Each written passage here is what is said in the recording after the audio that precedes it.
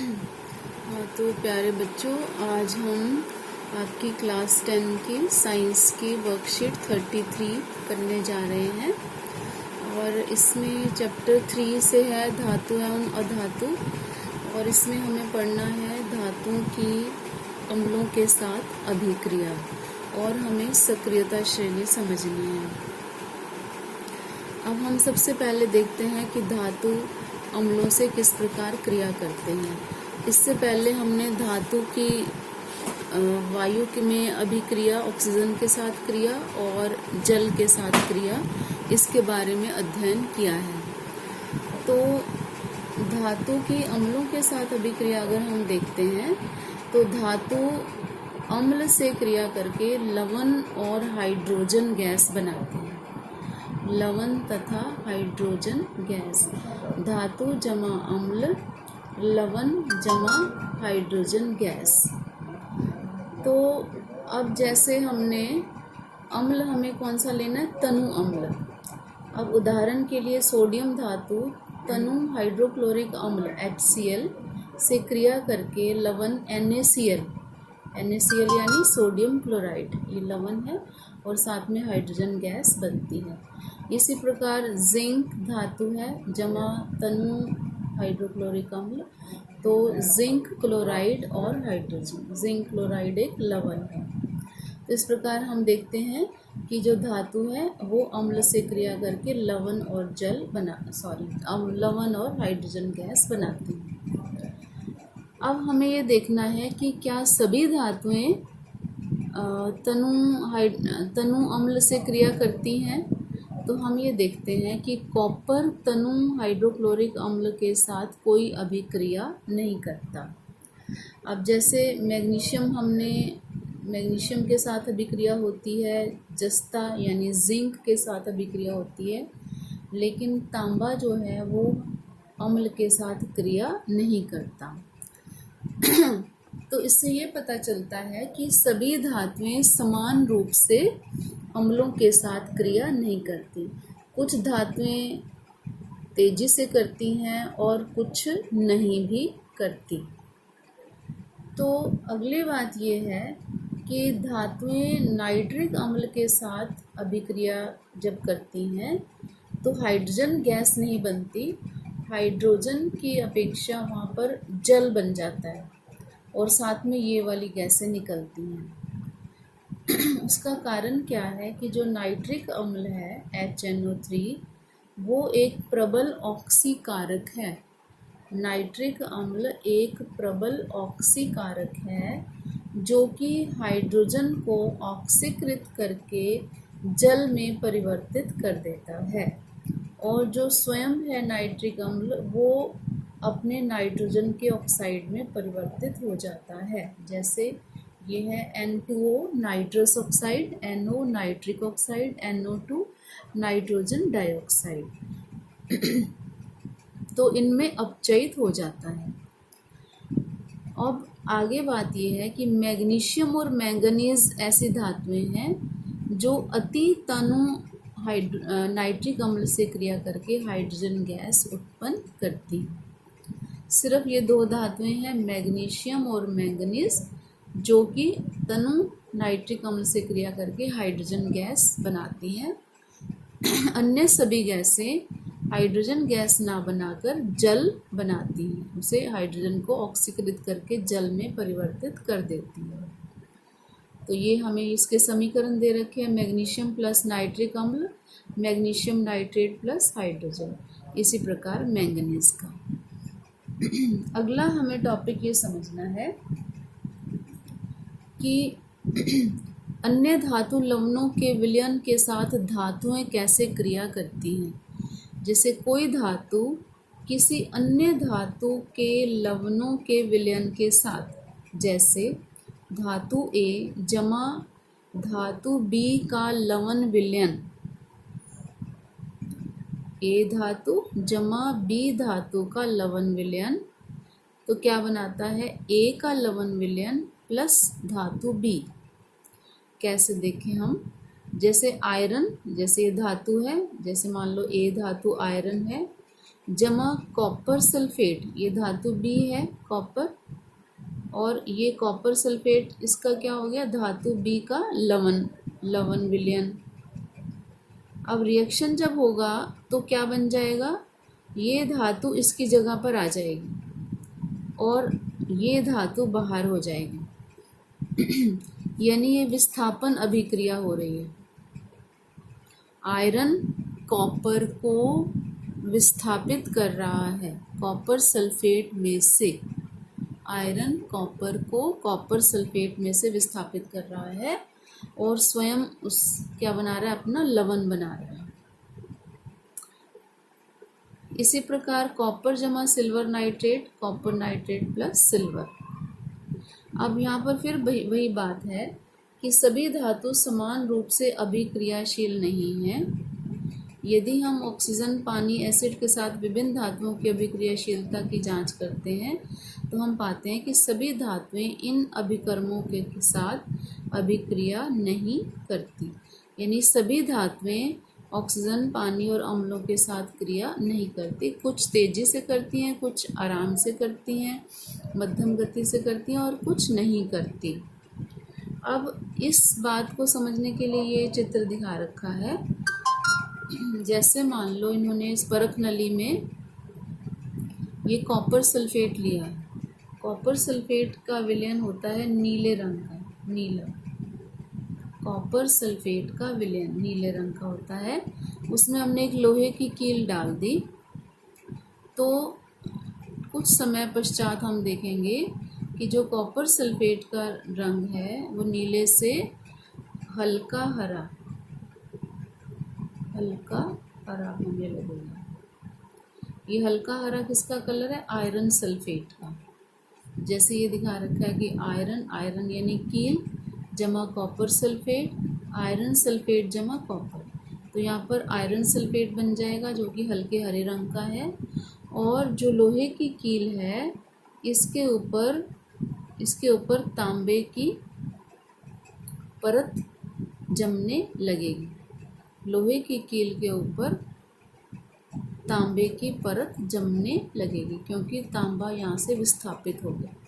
तांबे की तार यानी इसके ऊपर भूरे रंग की, तांबे का कलर होता है भूरा लाल रंग की परत इसके ऊपर जमने लगेगी। तो ये हमको विस्थापन अभिक्रिया दर्शाता है। अब हमारा नेक्स्ट टॉपिक है सक्रियता श्रेणी। सक्रियता श्रेणी से यह अभिप्राय है कि जो जितना हमने अभी तक पढ़ा, हमने ये सीखा कि जितनी भी धातुएं, जैसे मान लो ये सभी धातुएं हैं, तो वो विभिन्न अभिकर्मकों से, जैसे ऑक्सीजन, जल, ठीक है, अम्ल, हाइड्रोक्लोरिक अम्ल या सल्फ्यूरिक अम्ल आदि से एक समान रूप से अभिक्रिया नहीं करती। कोई बहुत तेज़ी से करती हैं तो कोई मध्यम गति से करती है और कोई बिल्कुल नहीं करती। तो उस आधार पर, क्रियाशीलता के आधार पर हमें धातुओं को ऐसे श्रेणीबद्ध किया है, उसे कहते हैं सक्रियता श्रेणी। सक्रियता श्रेणी वह सूची है जिसमें धातुओं की क्रियाशीलता को अवरोही क्रम में व्यवस्थित किया है। अवरोही का मतलब है घटते क्रम मीन्स जैसे जैसे हम नीचे आते हैं क्रियाशीलता कम होती जाती है। ये सबसे अधिक क्रियाशील है, ये मध्यम क्रियाशील है और ये सबसे कम क्रियाशील है। अब हम ये देखते हैं कि ये जो ऊपर वाली 3-4 धातुएं हैं, सोडियम, पोटाशियम, कैल्शियम, ये अधिक क्रियाशील है। और फिर मैग्नीशियम से लेकर लेड तक ये मध्यम क्रियाशील है। और कॉपर से लेके और ये गोल्ड तक ये सबसे कम क्रियाशील है। ये अधिक क्रियाशील, ये मध्यम क्रियाशील और ये सबसे कम क्रियाशील। ये आपको ऐसे सूची लर्न करनी है जैसे आप टेबल लर्न करते हैं ना, पहाड़ा याद करते हैं, ऐसे ही potassium, sodium, calcium, magnesium, aluminium, zinc, iron, lead, copper, mercury, silver, gold. जैसे आपको वो 20 तत्वों की एक श्रेणी याद करवाई थी, इसी तरह आपको ये सक्रियता श्रेणी भी लर्न करनी है, ऐसे क्रम से याद कर लेना है। तो अब इसमें मैग्नीशियम से सीसा तक सभी धातुएं अम्ल के साथ अभिक्रिया करती हैं। ये धातुएं अम्ल से क्रिया करती हैं, और ये जो नीचे वाली धातुएं हैं वो अम्ल से क्रिया नहीं करती। जैसे गोल्ड, सिल्वर हम पढ़ते हैं कि ये सबसे कम क्रियाशील हैं। सोने जैसी धातुओं को आसानी से संक्षारित नहीं होती। अब आपको क्वेश्चन पूछ सकते हैं कि हम सोने के आभूषण क्यों बनाते हैं? क्योंकि जो सोना है वो संक्षारित नहीं होता।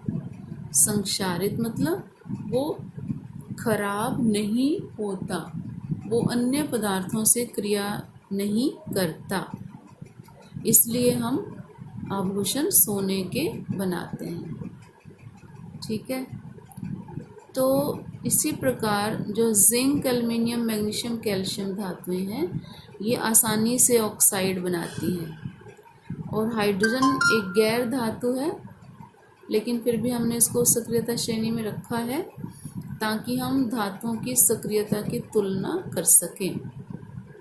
ठीक है, कि ऊपर वाली धातुएं हाइड्रोजन गैस उत्पन्न करती हैं अम्लों से क्रिया करके, और नीचे वाली धातुएं अम्लों से क्रिया करके हाइड्रोजन गैस नहीं बनाती। तो अब हम प्रश्न उत्तर देख लेते हैं।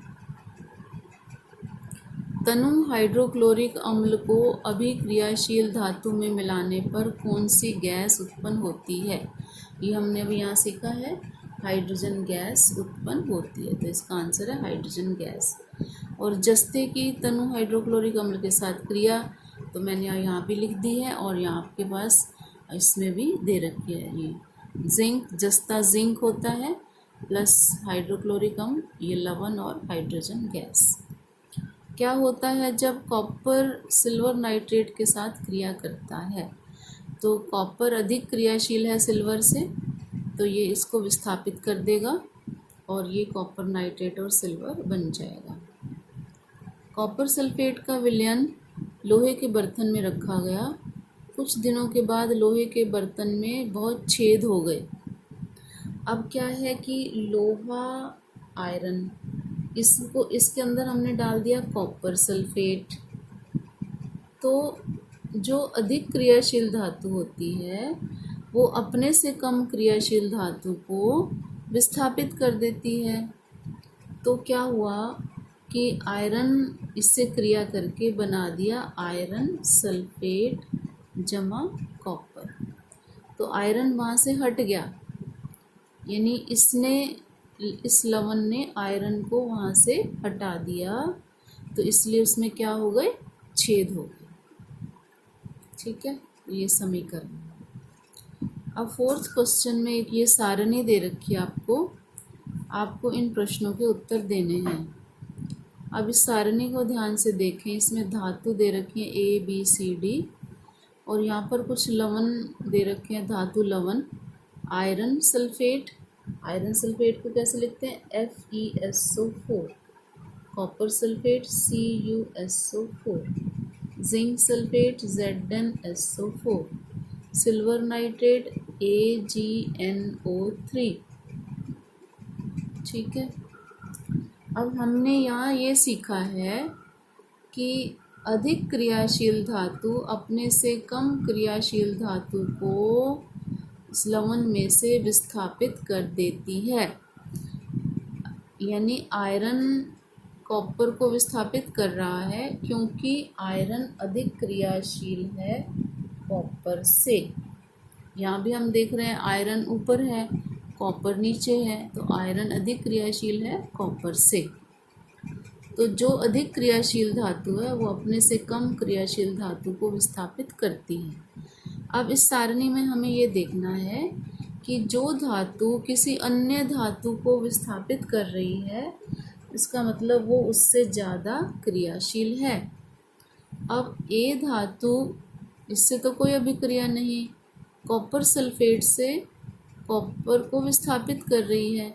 इससे ये पता चला कि ए अधिक क्रियाशील है कॉपर से।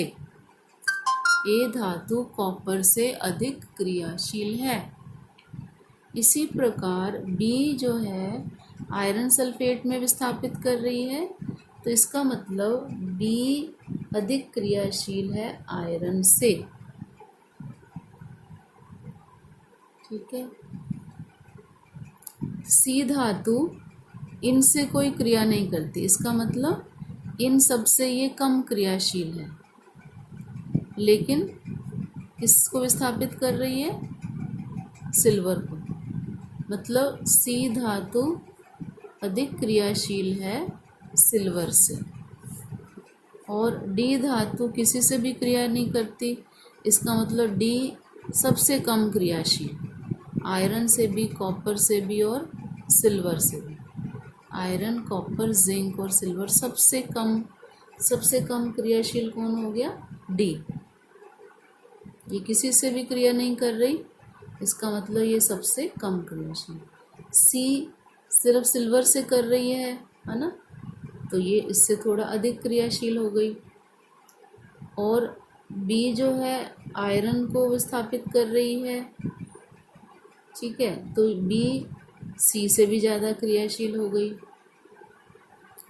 और ए जो है वो आयरन को तो विस्थापित नहीं कर रही, लेकिन कॉपर को कर रही है, तो इसका मतलब आयरन से तो कम क्रियाशील है और कॉपर से अधिक क्रियाशील है। तो सबसे अधिक क्रियाशील हो गई बी। पहला नंबर बी, फिर ए, फिर सी और फिर डी। तो ऐसे संबंध है। अब आपको ये उत्तर देने हैं सबसे अधिक क्रियाशील धातु कौन है, तो आंसर है बी। धातु बी कॉपर सल्फेट के विलयन में डाला जाए तो क्या होगा?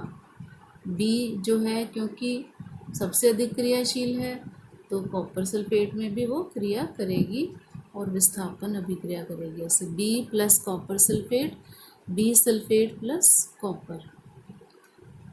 और इनको अभिक्रियाशीलता के घटते क्रम में लिखना है, तो ऐसे लिखेंगे B greater than A greater than C greater than A. Means B सबसे ज़्यादा क्रियाशील है, उससे कम ए, उससे कम सी और सबसे कम डी।